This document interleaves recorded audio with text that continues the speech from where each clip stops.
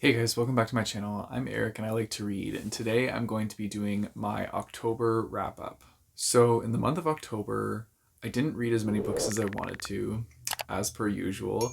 I feel like that's like the preface for every single one of my wrap ups this year is that I didn't read as much as I planned, but that's just how it's been. It's been a very busy year, and I have been doing a lot of editing on books on top of actually reading them. So it's been a lot, but I'm taking it in stride and still doing the best I can to get some reading done. Also, near the end of October was like starting to begin to get into like reindeer readathon mode. So yeah, there was that planning too. But anyways, let's jump into the books that I read in October.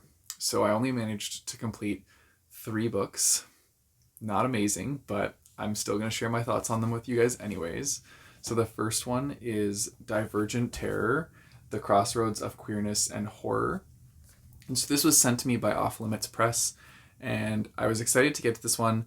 I thought it was more of like a short story collection or like novella style, but it wasn't. It was a collection of essays by queer horror authors, and it was still pretty interesting. It just wasn't what I was expecting.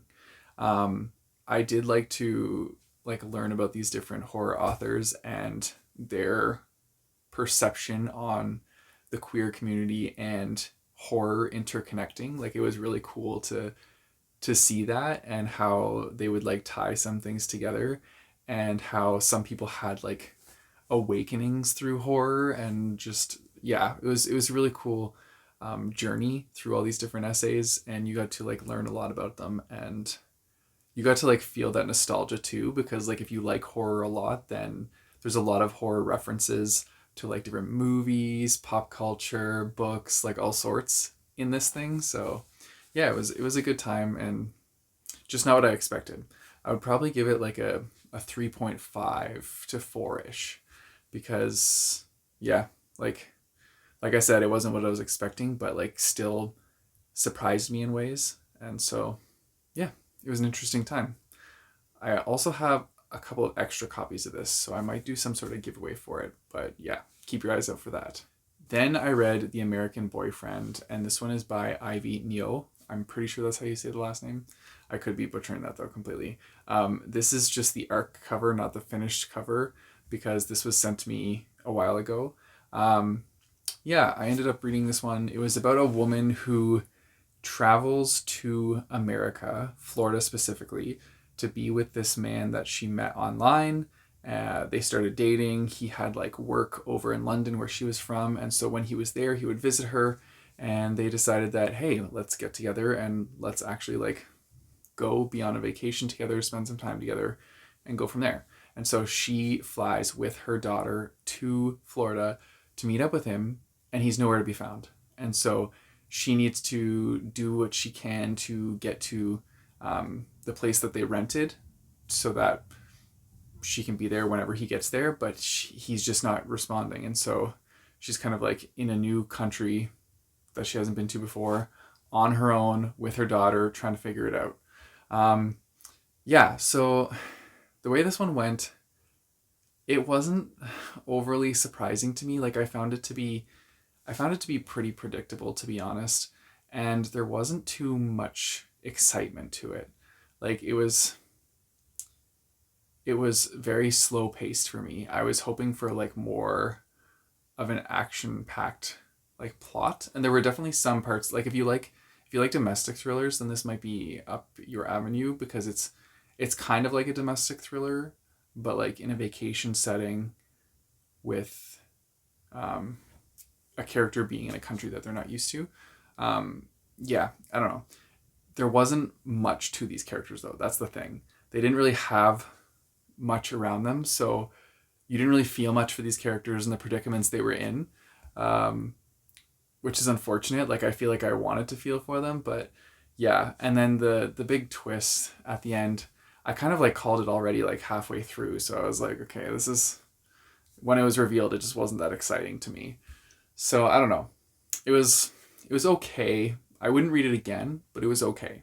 And then the last book I read was The Guest List, and this one This one hurt because I had pegged this one as a 5-star prediction, and it has everything that I would love in a thriller. Like, it's an isolated setting, it's like a murder mystery style one, and it's just, yeah, I don't know. I didn't feel really connected to any of the characters in this one either.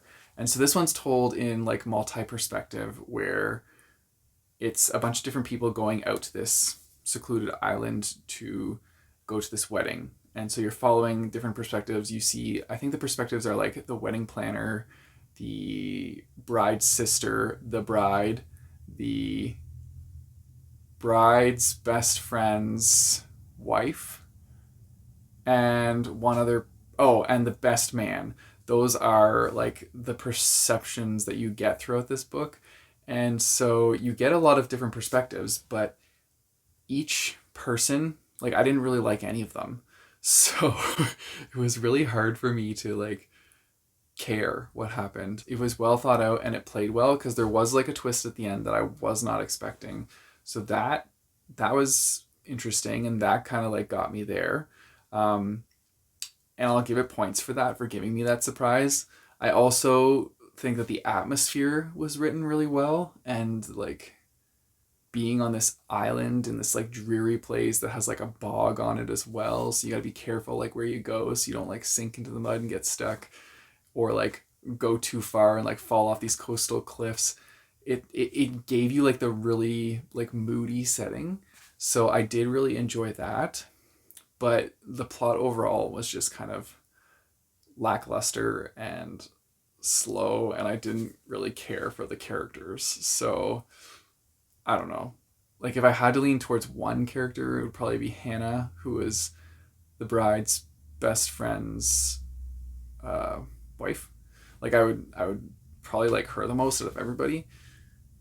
But yeah, I don't know. It was just okay. It wasn't awful. I definitely read through it fairly quickly. I mean, I did take this one traveling with me, so like I did read it while I was traveling, on like a plane and sitting in like taxis and stuff. Like, I read it then. So it went by quick, but I don't know. It just was, it wasn't the 5-star I was hoping for. I had too high of expectations for this one. So that's unfortunate. But yeah. And those are all the books that I read in the month of November. Not too many. None were 5 stars, unfortunately. I don't know if I've had many 5 stars this year, to be honest. Like, I think the range has been 3.5, 4 stars, but more leaning towards the 3.5. Like, I've had not an overly exciting reading year. That being said, you guys have seen how much I've been reading, so it hasn't been like a lot, but yeah, I definitely need some more 5-star books in my life.